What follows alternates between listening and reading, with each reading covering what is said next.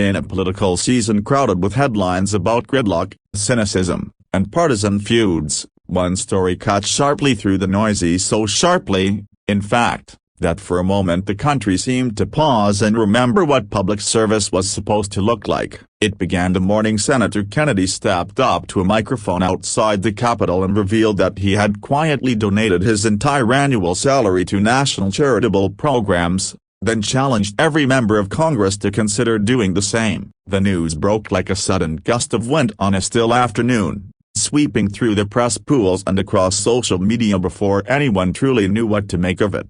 For Kennedy, that decision was not a grandstand performance. Those close to him say he had been wrestling with the idea for months, feeling disillusioned each time he read another poll showing Americans losing faith in their elected officials. "If we want people to believe in us," he said during his announcement, "we must start by believing in service more than in salary." His voice didn't shake, but there was a rawness in it, an echo of frustration, hope, and, perhaps most of all, resolve. Yet behind the podium that day stood not a polished politician but the man who had grown weary of defending a system that no longer seemed to defend the people it was built for. Kennedy's job took him into neighborhoods still scarred by economic hardship and into living rooms where parents quietly confessed they didn't trust Washington to listen anymore. Those conversations had stayed with him, they had shaped him, and ultimately, they had guided his extraordinary decision. The reaction inside Congress,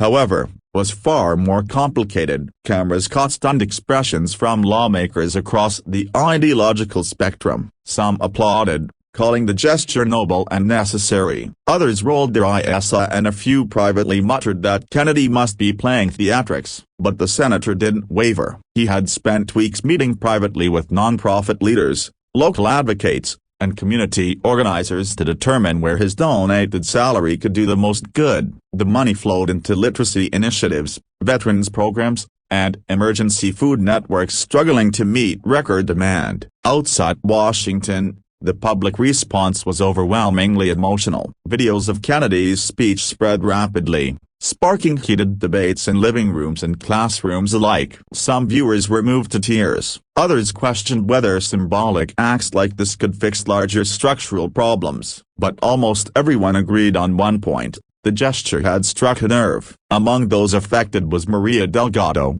a single mother of 3 in New Mexico whose children benefited from one of the literacy programs Kennedy's donations supported. When interviewed by local reporters, she described her oldest daughter, once painfully shy and behind in reading, now racing eagerly through chapter books. "I don't know this man," she said through tears, "but he made a choice that helped my family. Tell me that doesn't matter." Stories like Maria's began to ripple outward, giving the senator's announcement a human weight that charts and talking points could never capture. Kennedy himself admitted that hearing such stories humbled him. "This isn't charity," he insisted in a later interview. "It's responsibility. We have to remember who we work for." As days turned into weeks, the pressure on other members of Congress intensified. Constituents flooded inboxes and phone lines, demanding to know whether their representatives would match Kennedy's gesture or at least take steps to confront the vast gap between elected officials and the citizens they serve. A handful of lawmakers announced they would donate portions of their pay to local causes. Others promised to volunteer more hours in their districts. A few angrily dismissed the entire conversation as political theater, though their defensiveness only fueled public frustration. Meanwhile,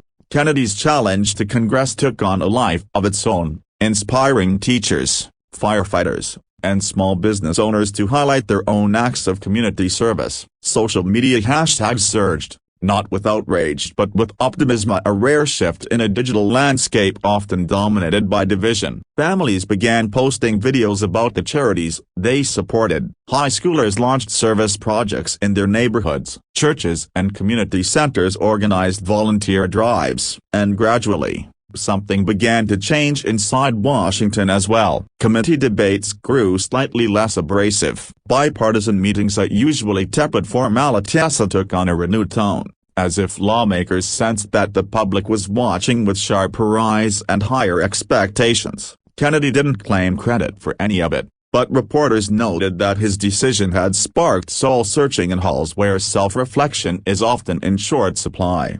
Still, the senator faced moments of doubt. Late-night conversations with aides revealed his worry that the gesture might be fleeting, a burst of hope swallowed by the endless churn of politics. But each time doubt crept in, letters poured into his office from students, veterans, nurses, and retirees who felt inspired by his act. One handwritten note from a 10-year-old in Ohio read simply, "If grown-ups won't lead, thank you for trying." Months after the announcement, Kennedy revisited the community center where he had first met the volunteers who convinced him to take his idea seriously. As he watched children reading, seniors stocking pantry shelves, and young adults leading tutoring sessions, he understood something that could not be captured in a headline: genuine service never ends with applause. It begins with ordinary people refusing to give up on one another. In the end, whether Congress follows Kennedy's challenge in full hardly matters as much as what the story awakened. It reminded Americans, many of whom felt worn down by endless political turmoil, that integrity still has a place in public life. It reminded lawmakers that leadership sometimes requires sacrifice. And it reminded the nation that hope often arrives not in sweeping reforms or grand speeches, but in the quiet, determined choices of individuals who dare to place community above comfort. As Kennedy walked away from the center that day, the sun setting behind him cast long shadows across the pavement. Reporters waiting by their vans asked if he believed that one act of generosity could truly change the country. He paused, a thoughtful smile crossing his face. "Change doesn't start big," he said softly. "It starts with one person deciding to do better and inspiring the next person to believe they can too." And for a moment, it felt like the entire country was listening.